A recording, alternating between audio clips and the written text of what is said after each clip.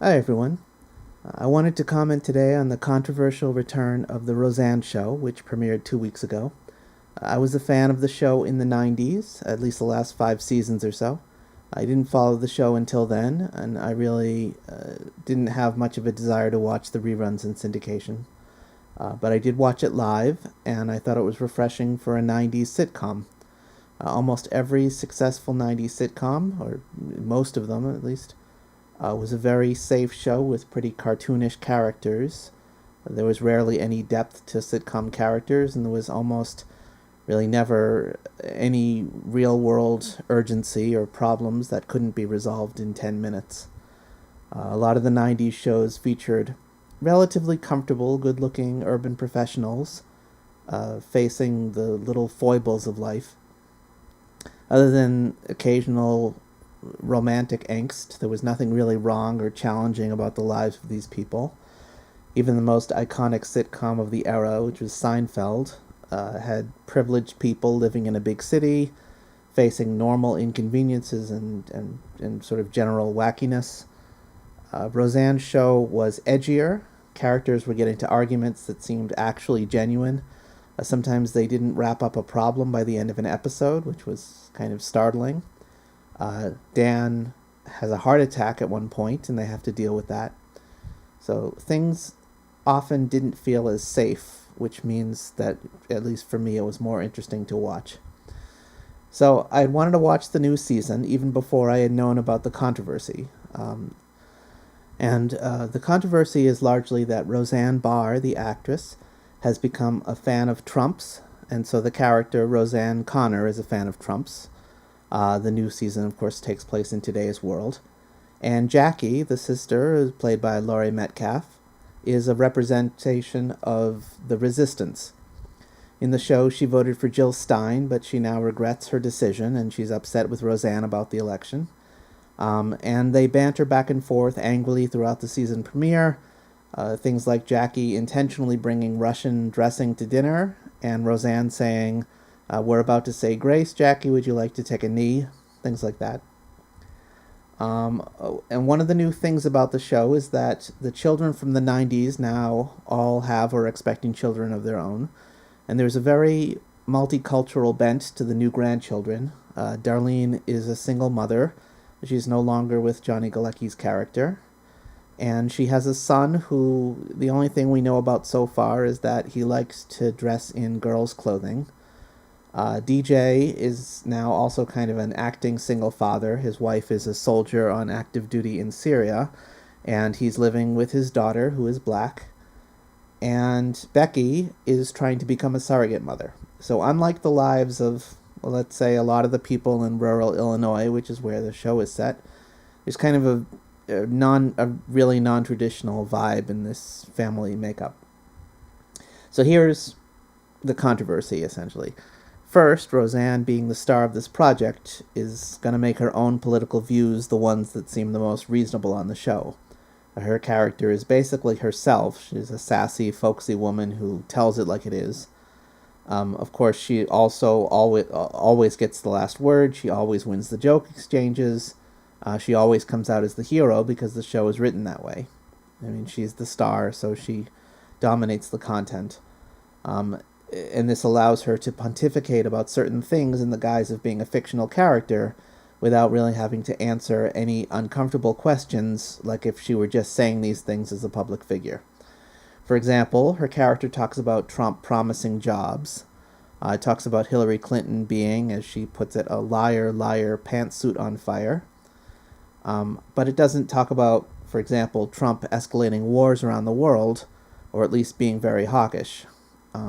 I bring this up because Roseanne, as you might know, ran for president in 2012 as the Peace and Freedom Party nominee, and that has typically been a very left-wing party. They had nominated Ralph Nader, in fact, a cycle before her. And in part, her reason for hating Democrats like Hillary Clinton was their support for Bush's war and extending those wars. Her running mate actually was Cindy Sheehan, who was the famous anti-Iraq war activist. So for Roseanne to leave out in the script the fact that Trump, who he had campaigned in some ways as being against interventionism, but he has certainly been, as president, very aggressive. He appears to want several new wars. It seems very convenient to not mention those things because you are sort of playing a fictional character. So maybe the character doesn't think those things, but of course she, in other ways, is just playing herself. Also, some of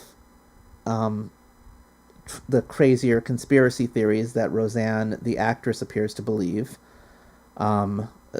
Like, for example, that Obama chose Hanukkah to enact so-called anti-Jewish laws, like the Nazis did, according to her, because he condemned Israeli settlements at the UN during that time. Or she has brought up Hillary's involvement in so-called Pizzagate. This type of stuff, this sort of more stuff which would turn off a lot of her audience, gets left out of this character. And so we're left with an unrepresentative, benign, sort of whitewashed view of a Trump supporter, who of course also doesn't carry with her any of the bigotries that in part define Trump's term. She sticks up for her cross-dressing grandson, she loves her black granddaughter, etc. Meanwhile, Jackie, who is the liberal who hates Trump, is portrayed as flighty, buffoonish, full of hot air, because that's what her character has always been. She's always sort of been comic relief on the show, a sort of she tells it like it isn't kind of a character. So instead of a back and forth conversation between the two of them, which is what this pretends to look like, you have actually a rigged conversation where all of the lines are written out beforehand so that one side automatically wins. By the way, I want to point out all of the episodes were written and filmed, as far as I know, before the Parkland shooting, so I'm not going to address any of the more recent debate about how that might affect ABC's decision to keep airing the show. I just want to concentrate on the show itself. So, what do I think about the validity of that controversy that I mentioned? I do think that there's something there. When a politician is giving a speech, for example, he or she makes sure that there are as many minorities standing right behind them as possible. If you look at this shot of a Hillary Clinton rally, right behind her, there are people of every race, every body size, demographic, age. They make sure, like beforehand, they set it up so that the crowd picture for that straight-on camera shot, it looks like what the candidate wants to represent. It almost says subconsciously that she is stronger together just by looking at the crowd. So there was, I would say, was there a conscious effort to make Roseanne the loving matriarch of this intentionally multicultural family so that it would unfairly make Trump supporters look more tolerant than they are? I'd say yes, definitely. And I say unfairly since, while it's not totally uncommon for Trump's base to embrace this kind of diversity, it's not exactly their strongest suit either. Now, do I think that this controversial is most because Trump is a right-winger that most of Hollywood and most of the mainstream media despise? I do, as well.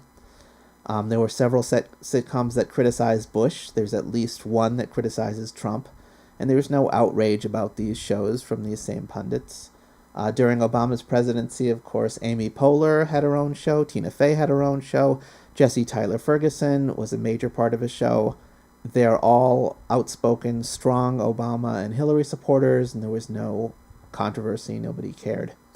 Now, granted, they didn't tend to have expressly partisan political episodes. Of course, Amy's show was about politics, but it was local politics, and that's not the same thing. But I would bet that if there was a new show, let's say starring a Hillary supporter like Elizabeth Banks, and the show, a sitcom, was like a clash of civilizations between the cultured, cosmopolitan power couple of her and her fiancé versus a bunch of so-called deplorables who were, often wrong and ignorant about things, there would probably be a very happy mainstream Democratic audience for that show. No one would be complaining. we have rarely shied away from making fun of poor and rural people in our comedy, and a lot of this outrage just seems to boil down to people saying, how could anyone support Trump? And I mean, I think that's kind of the long and short of what this boils down to. So that leads me to the conclusion. It's really not productive for the left to get upset with Roseanne or with ABC for greenlighting the show. First, of course, that generates publicity, and the show already has enormous ratings. There's no reason to inflate those numbers with controversy. It's better just to let it take its course. Most of these restarts, after a long absence, don't have much of a shelf life anyway. Secondly, by just saying shame on Roseanne, it doesn't address the question of why anyone does support Trump. The people in rural Illinois might not think or behave exactly like this family, but in Trump they saw the same thing, sort of, or at least in some part, that Roseanne Connor did: a promise of jobs, a promise of better health care, better security, a rejection of the establishment that had failed them like they had failed this family. Roseanne lost her job in the first season and struggled financially for most of the show, and they were feeling that same sort of pain. If the left wants to get into power, it has to show these audience members why populist, progressive policies are better than what Trump can give them, which it turns out is nothing.